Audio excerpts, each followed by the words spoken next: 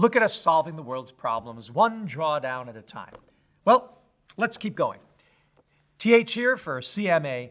Let's dive into the politics of the West.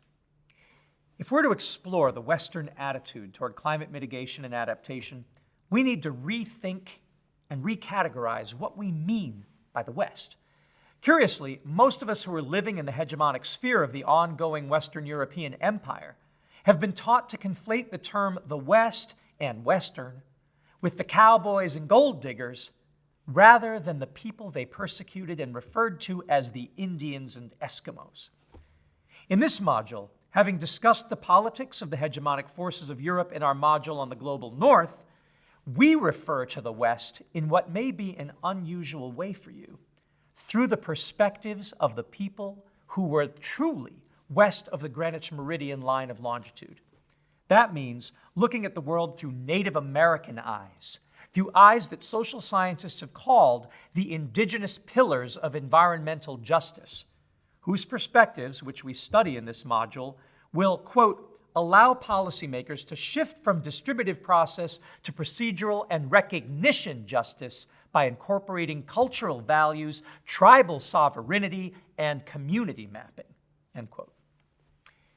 This module uses that unique but neglected lens in the hope that we can move beyond fairy tale stories of noble savages and the New Age appropriations of native wisdom by well-intentioned but most often misguided people of privilege, and instead reclaim and integrate best practices for carbon drawdown and biodiversity and habitat amplification that co-evolved with indigenous populations of the West for millennia and led to the abundance that the Europeans found here that made America such a rich country.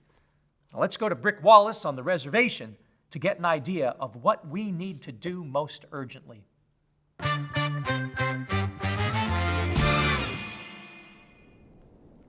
Howdy, partner, Culhane, and you overwhelmingly non-native viewers who nonetheless grew up singing, "This land was made for you and me." It wasn't. We made this land into a dust bowl and a climate disaster, but we can help those who can help fix it. The drawdown solution that comes to mind that we can pull down here, of course,